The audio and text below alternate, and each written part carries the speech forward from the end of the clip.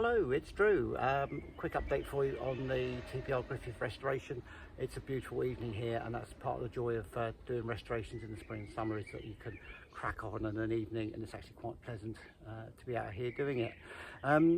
Poor quality, I'm afraid, for this video update. I'm learning as I go very much on how to do YouTube videos, and what I didn't realise when I did a quick video on the state of the radiator sub-assembly was there was a radio playing in the background, and I think there's all sorts of copyright things going on YouTube. So I've had to not use that one. So this is just a quick update and catch up. And the video that I did do of the first stage of the work didn't come out particularly well because I held the camera around the wrong way. But hey ho, all learning. I will splice that in and we'll see how we go. So you join me a few minutes later. Managed to take off the old fans, no bother at all. That was actually easier than I had anticipated. Very rare anything on this car is easy. The old ones, as you can see, this one is able to move just a little bit. The other one is seized, absolutely rock solid. Can't get any movement in that at all. So yeah, they definitely needed replacing. And the excellent news is the new cheapo eBay ones fit really well. What I noticed was that the old ones are simply fixed onto the back of the radiator shroud, which is hollow aluminium with a couple of rib nuts or blind nuts, depending on what you call them. So even though the fixings for the cheapo ones are slightly in the wrong place, all I need to do, drill a new hole, fit a rib nut and a suitable nut and bolt and washer, and they will be absolutely spot on.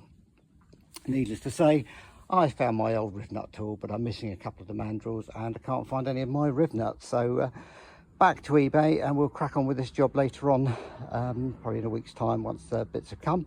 But in the meantime, plenty of work to do. I can hoover out the remains of these mice nests that are lurking in the radiator, clean up the pipes and give it a clean and a polish up. I took this hose off just to get access to take these nuts and bolts off, and yeah, it was well and truly corroded in place. So good job done.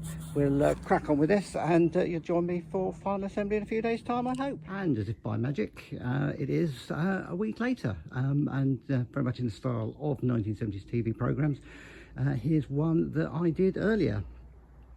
So yes, quick trip to eBay, and that sourced me out some various fasteners, some mixed washers, big box of riv nuts for next to nothing, and some nice mushroom head screws, all for very not much money at all on eBay. And it's just been a very pleasant 10 or 15 minutes really, just putting in the riv nuts and bolting on the fans, and there we go, the finished article. Bit of a clean up. I will of course swap over these rather scruffy Jubilee clips. They're not expensive, just makes the job look a little bit nicer. I'm probably going to reuse the hoses. I can't see anything particularly wrong with them. I come from a world and a background where I'd quite happily go to various parts across Europe driving old 1970s classics, and they've certainly got 20-30-year-old hose pipes on them and don't have a problem at all. But yeah, one of the joys of YouTube, I guess, is that and got a few followers and subscribers now, so yeah, anybody's got an opinion on where we need to spend the money on this car, very much appreciated.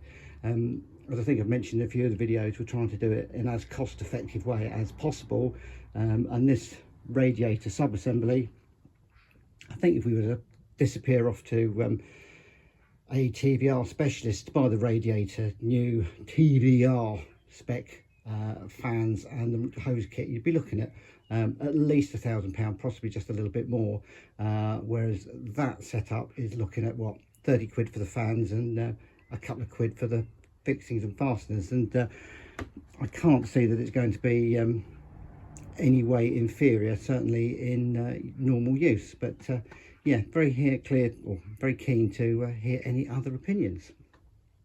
Yeah, so in other news, so the clutch is working now. A few more bits and pieces to do around the bodywork, just getting you know, the door shuts or the doors shutting nicely, a few more bolts to drill down on the bodywork, and then yeah, all of these sub-assemblies that we've got ready should be ready to go on, and hopefully start to make some rapid progress.